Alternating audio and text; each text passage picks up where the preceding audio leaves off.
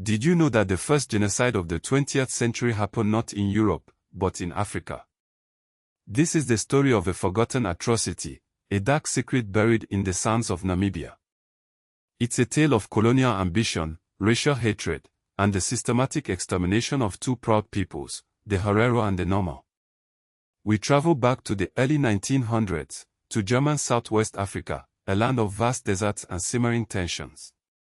The German Empire, eager to claim its place on the world stage, had established a colony here, dispossessing the indigenous population of their land and resources. The Herero and Nama, traditionally pastoralist peoples, found themselves increasingly marginalized, their livelihoods threatened by the influx of German settlers.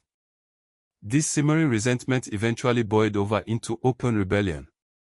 In 1904, the Herero, led by Chief Samuel Herero, rose up against their German overlords. They attacked and destroyed farms, killing German settlers. This act of defiance triggered a brutal response. The German Kaiser Wilhelm II dispatched General Lothar von Trotha to crush the rebellion. Von Trotha, a veteran of colonial wars, was a man of ruthless ambition and unwavering belief in German racial superiority. He arrived in German Southwest Africa with a clear mission: to break the spirit of the Herero and Nama people, and to secure German dominance once and for all. What followed was not merely a military campaign, but a calculated act of extermination. In October 1904, von Trotha issued the infamous Vernichtungsbefehl, the extermination order.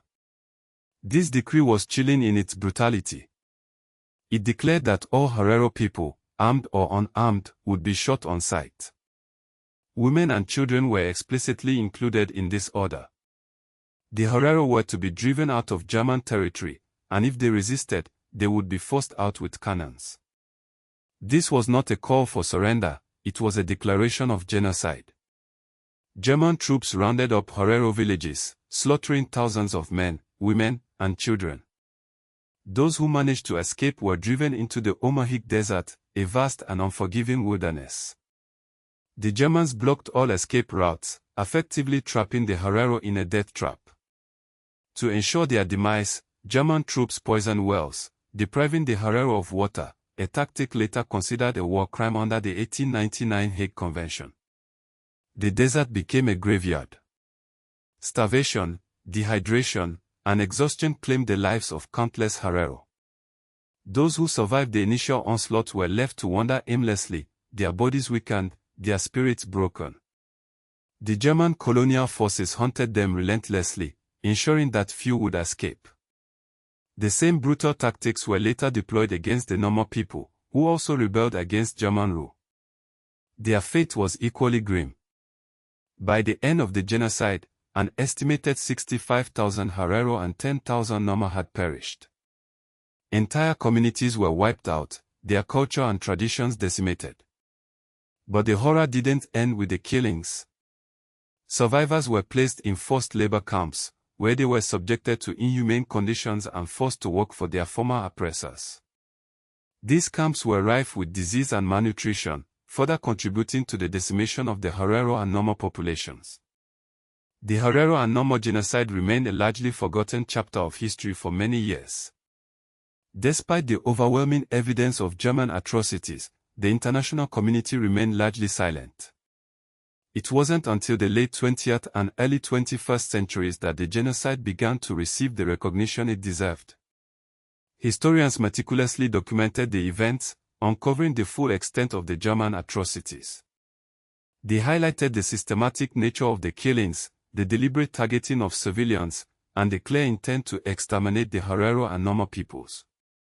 In 2004, the German government officially apologized for the genocide. However, this apology was not accompanied by reparations, leaving many Herero and Nama people feeling that justice had not been fully served.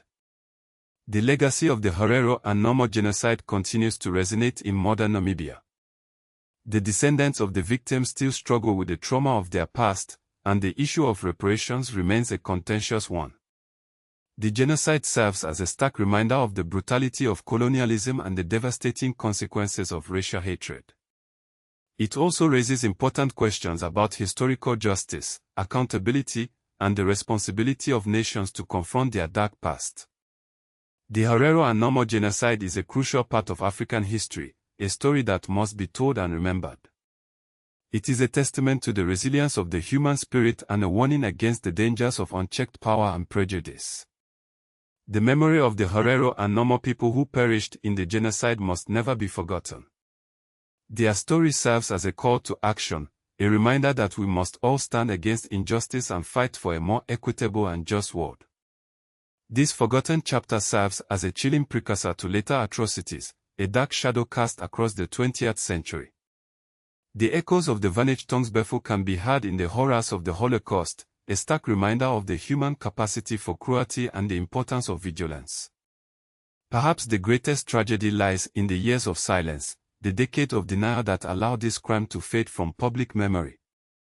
Only through truth and reconciliation can we hope to heal the wounds of the past and build a future free from the horrors of genocide. The genocide raises vital questions. Who defines genocide? When does recognition truly occur? And is acknowledgement ever enough without tangible compensation and restitution? These are the debates shaping the path to historical justice, and it's a path we must continue to walk together. The story of the Herero and Nomor genocide is a story of loss and suffering, but it is also a story of resistance and resilience. It is a story that must be told, not just for the sake of the victims, but for the sake of humanity.